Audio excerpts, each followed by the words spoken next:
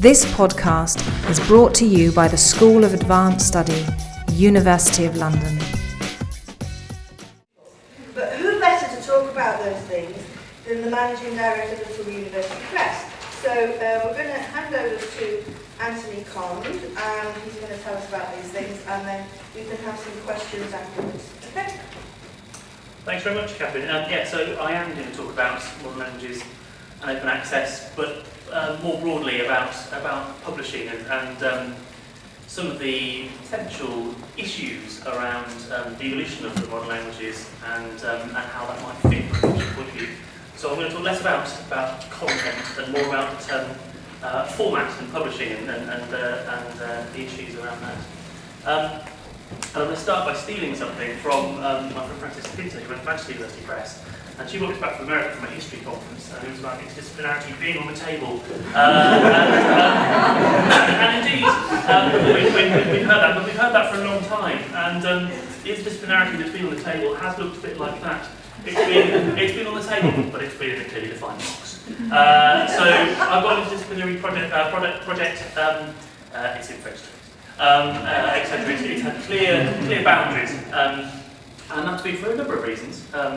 Some of which have been articulated today, some of which are, from a publishing point of view, fairly logical around the ways in which we disseminate research and research is consumed. What I think, or I have a sense that today, interdisciplinarity is the table now, rather than being on it. And if that is so, what does that mean? Are there some issues for publishers? Are there some issues around research dissemination that we need to bear in mind? So historically, academic research has been published in distinct silos. Those have been imposed for a number of reasons. They've been imposed by publishers who want to fill their editorial niche. If you're competing among many publishers, you need to have something that's distinctive. So you're looking at a tight editorial focus. The ways in which we communicate as publishers your projects to your readers are actually defined by disciplinary parameters. So we're attaching little codes to new books that say this is French studies, and bookseller X then picks that up. That's what's in the French studies section. It's all very much geared to those silos. There's not a code for disciplinarity, but who would know what to do with it? And that's also transferred across into the digital age with the production of metadata, same sort of stuff for digital products. In terms of the allocation of resources, it's useful for us in planning to think about specific disciplinary boundaries. But above all, it's what the market wants. So NEP publishes the Worton Hispanic Studies, probably the largest most well-respected publication in its field, isn't it, Chris?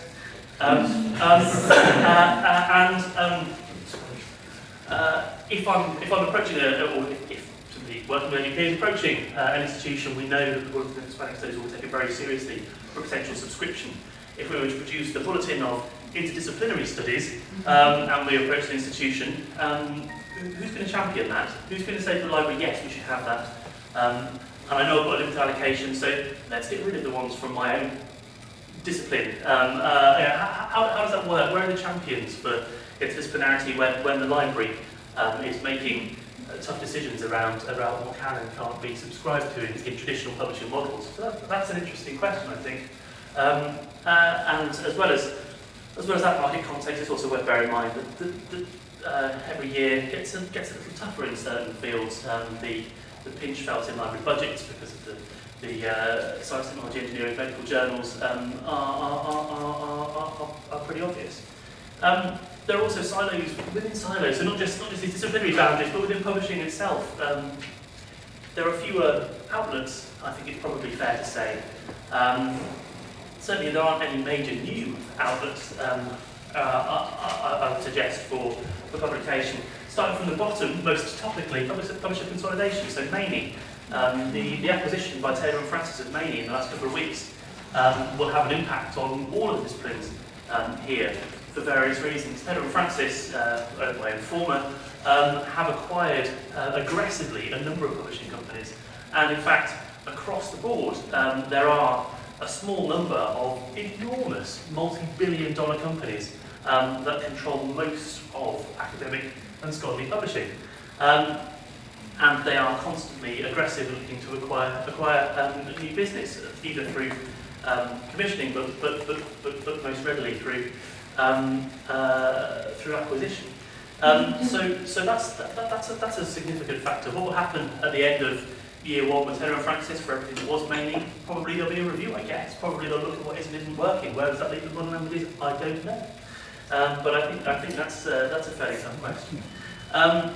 There is, working my way from the bottom upwards, also limited opportunity to publish because of some conservatism around digital opportunities. I think authors at various stages of the career, but for different reasons at those different stages of career, are nervous around particularly digital opportunities. Had an excellent chat with Paul Spencer back in the room earlier on, who observed in response to something that had been said here that the digital humanities is linguistically used, and there should be much more happening there. There are hierarchies of prestige in publishing. So in books, that's by publisher imprint. Everybody aspires to an Oxford University Press monograph, probably. In journals, it's by journal rather than by publisher imprint. But those hierarchies of prestige exist. It's very difficult for new publishers to muscle in on that. And it's compared to the actual commercial opportunity, there are very high costs to become involved in scholarly publishing. And modern languages is not, alas, awash with money. So there are challenges within the modern languages publishing environment for new things to happen, for new players to come on board. So this is kind of a passion competition in its own right. You can say what you like here. This might be interdisciplinary research breaking free. This might be the flood of ref publications overspilling. There are lots of things. This might be work that's being done but not captured in these traditional silos, or work that could be done and kept in their silos. There are lots of things that could happen here, but you get the idea anyway. And I actually think interdisciplinarity and the evolution of the modern languages, as has been articulated today, presents actually a number of opportunities, and the current publishing context presents some interesting opportunities. The publishers that are left standing, by and large, are steadfastly committed to the cause on the books side of things. That includes some of the university presses, that includes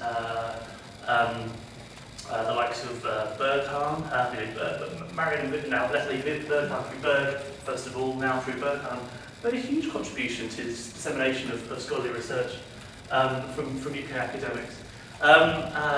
There are a small number of publishers who are very much committed to working with modern language publishers modern language academics as the fields evolve. Publishers also have a pretty bad name at the moment. Largely on the STEM side of things, the likes of Elsevier have been continually knocked, and there have been petitions to boycott their products. On the HSS side, and within the modern languages, there's a genuine opportunity here for partnership that Laura Darner's talked earlier on. There was reference to working more closely with publishers, and I actually think the publishers that are still there, both conventional academic publishers, but those who are engaged in publishing translation regularly and in other areas, are open to conversation. They want to work with you as the field evolves. So, given that, what might, given everything I've said so far, what might future developments look like? This is one scenario. It's not meant to be an extended plug for NEP.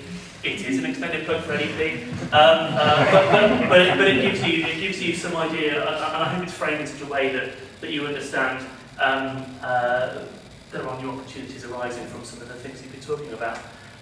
So many of you will have heard of Modern Languages Open.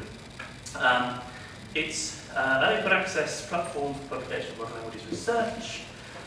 It's not open access for open access's sake. One of the things that happened, I think, as open access really flared up in this country was a lot of open access for open access's sake.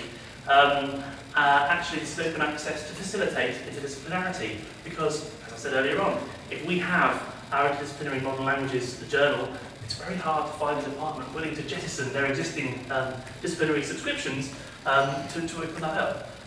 So this is flipping the model. This is open access so that the research can be disseminated. Interdisciplinary research that doesn't fit in those conventional silos, has a home. At the moment, we have 7 sections. We want more. We're open to all comers. And there's a significant span there. At least it was an end to present. I think I can't see that Schofield now. But we have an excellent editorial team and editorial boards. There's flexibility on length. That's not a very exciting thing to say, is it? One of the really striking things for me about the evolution of publishing was probably a pole break pivot, if you've seen that. So it's neither a journal article or a monograph, it's somewhere in between. So that's it, we've got together and what can we come up with? I know, let's make it a different word length. And actually, it has had a transformative effect for certain kinds of publication, but it's crazy that we didn't think that years ago. So we've also gone down the route, as you would expect, in a digital age, of other opportunities to speed things up a little bit with publication, rewarding peer review. We don't want to jettison things like rigorous double-blind peer review. If we're not engaging in that, then what are we doing in terms of credentialising any work that's published? So it's a mixture of tradition and new thinking. There's a whole page of lovely comments like this that we've got on there. I won't read them all out to you, and one or two of the authors are in here. But most significantly, Michael Worton at the bottom. MLO actually was an idea that came to me after reading the hefty review. It will transform the nature of publishing, especially encouraging interdisciplinarity, ensuring that high quality and original work is published in a timely way, and significantly enlarging and democratising both the creation and the readership of modern language research. That's the response we wanted from him. That's the response we'd like from all of you as well. Here are some examples of the sorts of things that we published on there. And I picked one from each field. The top is French, the middle is Spanish, that's my good friend Kirsty Hooper, and of course the Jesuit in Russian literary culture of the 19th century. I'd be intrigued, just mentally now, have a think about how many times you think there have been unique views of those articles, or how many downloads they've had. That's the answer. So 3,700 plus per decade per view, including 668 PDF downloads, 3,500 for Professor's article on one specific exhibition in 1889 at Earl's Court, and 1,300 plus for the image of the Jesuit in Russian literary culture of the 19th century. This is in about 6 months as we're getting going. It's clear that there is an audience out there that is interested in seeing research that doesn't fit easily in the disciplinary silos, we haven't done any further research ourselves yet on who these people are, these 3,500 people are. I'd like to think that we're getting outside of the academy as well as getting a significant readership within it. But we'll keep evolving that, and we'll look perhaps do some work on that in due course as well. So we think this is one example of publishing and modern language is evolving, and that's happened in very close collaboration with some excellent colleagues, both in Liverpool and across a number of academic departments, and indeed some libraries as well. Current highlights on MLO. Oh, this isn't an advert, honest. The top one is significant. So yesterday we made available our first monograph on MLO, open access monograph, so anyone studies on cultural democratization in the Spanish neoliberal crisis, by a young academic at University of Pennsylvania. I won't give these two a plug because they're in the room, but that's very good. And this is imminently forthcoming, and I suspect Nick's manifesto is going to have a huge number of unique visitors and downloads. I think it's an incredibly significant and important document, and I hope it provides an appropriate home for it. So the future, I probably am speaking in 10 minutes, aren't I? I'll speak for that. So this is my last slide. So in the future, open access is one potential opportunity. It isn't the be-all and end-all. There was a time when open access caused confusion and concern everywhere. Actually, with the softening of various policies and everybody getting their heads around it, it's pretty clear that open access is additive, not substitutive. It's not going to end everything. It's going to work for some people in some circumstances, and it's worth thinking about how it works in modern languages and in what circumstances. It's not just about the format. Somebody else, another project I shouldn't talk about at length because they're all here, and you've heard all about it, is the new book series that Charles mentioned earlier on. I think that's an incredibly exciting project, and in terms of spanning the modern languages and evolving thinking across the modern languages, I think it's one of the most important things that we'll ever publish. I also tip my hat to individual disciplines where that kind of forward thinking and evolution is happening, particularly an imminent soon-to-be launched series on transnational Italian cultures. Andrew's collective at the back there. So there are lots, from my point of view, slightly on the sidelines, across the languages, there's lots of exciting content happening that's throwing down lots of significant challenges for us as publishers, and we need to be imaginative about how we're going to do that. I did all this, and I thought I'd mention translation. That's what everyone's talking about in the afternoon. And something that was mentioned at an open access conference I went to, talking about copyright rights and what's it all mean, what's it mean for translation. Somebody made the very astute observation that the most impactful book outside of STEM subjects in the last few years is translation. It's a study by a French economist of 250 years of economic data, Thomas Piketty. It's sold 1.5 million copies, a New York Times bestseller. It's the best-selling book edited by Harvard University Press. It was translated by Arthur Goldhammer, who is in the European Studies at Harvard.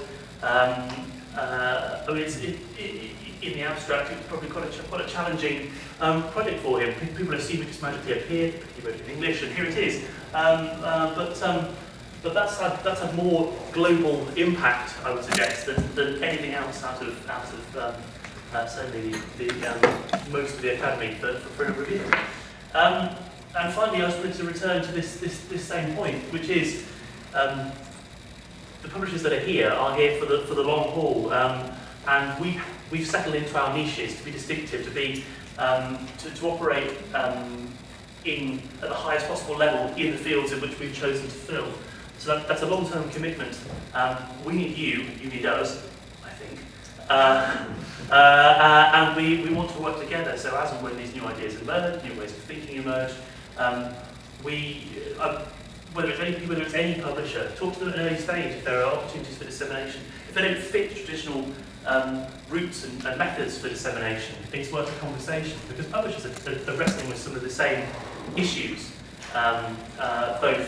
both commercially and structurally. It's been fascinating for me to hear all of you having a crisis in the modern languages, whereas a university press on a university campus, when university campuses, they always understand university presses, we're having a perpetual crisis, we're all in crisis all the time. There are lots of conversations, I think, to be had fruitfully between the modern language departments and the publishers in those fields.